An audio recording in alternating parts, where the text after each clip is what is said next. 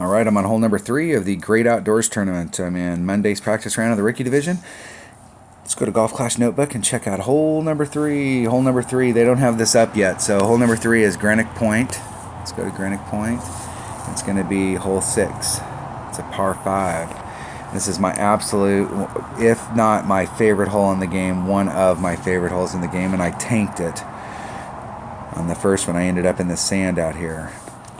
This is a very easy hole, but it's also very difficult at the same time. You have to play this hole. It's a pure setup. You're setting yourself up for the next shot, and you've got to focus on one shot at a time. So I'm using a QB, a sniper, and a katana. That's all I need, and I'm going to do a 20% wind adjustment on the drive. You have a blind shot coming in for Albie. So the deal there is I don't normally do any wind adjustment on the Albie shot, but I do a wind adjustment for sure on this drive. And if you don't do it on this drive, you very easily could find yourself in serious trouble.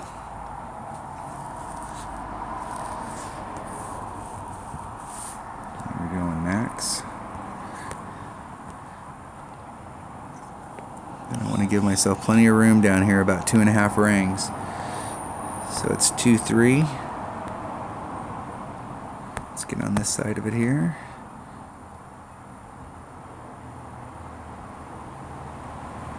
We're going to do a 2-3. There's 3. Do a 3 wind adjustment. That gives me my 20%. I'm going to put some curl on it to bring it back to the fairway. Oh, I did the same thing. I got lag. I'm getting really good lag right here, so I'm making the first shot because I left myself plenty of room and I end up in the sand. That's exactly what I did on the first time through today practicing. I'm not super concerned about that. Both times it was a lag issue where it's hard to catch it on that, but they were both epic fails on my part. So the first time I went up here and just laid up, so you can see if you're trying to recover, it is super difficult to get this ball in the hole. But what I'm going to do here is I'm going to pitch out to the spot that we would actually be in so that I can demo that shot. Now, the last few times we played it, there's a shadow out here. There's trees that have been out here, and so we're getting a shadow here, and here we're not getting that shadow.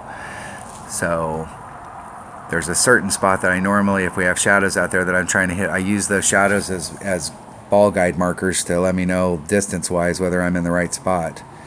My opponent's probably going to end up in the sand over here. Nicely done. So where that's at, that's about perfect. You can see it left this fairway up here open, and they have some distance from the trees. So that's right at the area that I want to be in, is right where my opponent's at. We're just going to toss it up out there so that we can demo this shot. And that is like right at the edge of where we want to be. We still have some gap up here in order to catch this fairway, in order to bounce it over, but we can't use any right-hand curl here. So we cannot put those trees into play. I might be able to rub up slightly against the nubs as far as curl, but you can't put any curl on it. You can't get the ball going off in that direction. It'll clip those trees.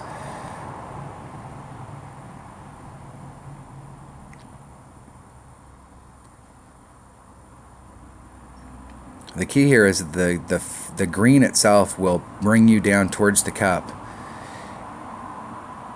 And so you want to use the green, you want to hit where the second bounce is right there. See, they hit that?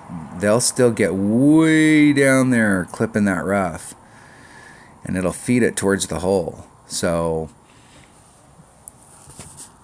if you miss that rough and you don't clip it, you'd think, oh my gosh, it's going to roll 1 billion miles an hour down that because it's downhill. But in reality, I think this is one of those areas like in a real golf course where they've actually cut the green against the rough and it slows way down. Okay, 2.6. So with my sniper, that's about 2.6 rings. And we just want to hit it straight.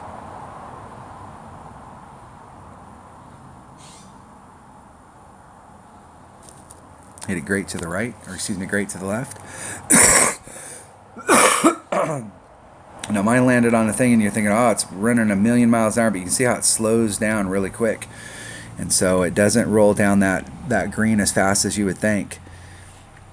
A little teeny bit of, if I'd have hit that perfect instead of great to the left, and just a little teeny bit of curl, just revving up against the nubs, I'd have been super close.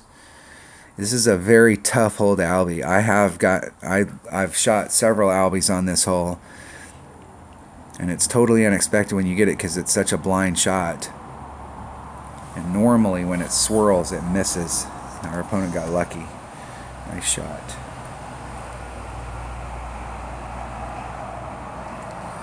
All right, that was once again a epic fail on hole number 3, but